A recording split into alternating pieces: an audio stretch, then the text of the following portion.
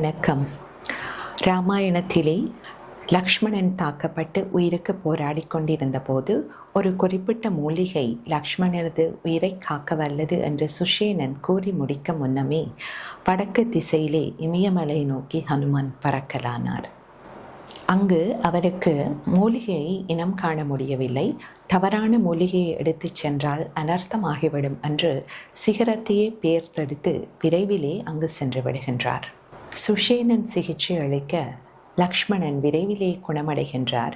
ராமர் மகிழ்ச்சியில் ஹனுமனை ஆறத் தழுவுகின்றார். சிலருக்கு உடல் பலம் இருக்கும், மனோபலம் இருக்காது. சில சமயங்களில் இந்த இரண்டும் இருந்தாலும் புத்தி இருக்காது. இந்த மூன்றும் இருந்தாலும் உயர்ந்த காரியங்களுக்கு அவற்றை பயன்படுத்துவது மிகவும் சிலரே.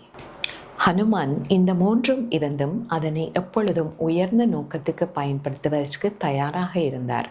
அதனால்தான் உடனே விரைந்து புறப்பட்டு சென்றார். அவர் புறப்படும் போது மூலிகை இருந்த இடத்தையோ மூலிகை பற்றிய விவரங்களையோ கேட்டு நேரத்தை வீணாக்கவில்லை.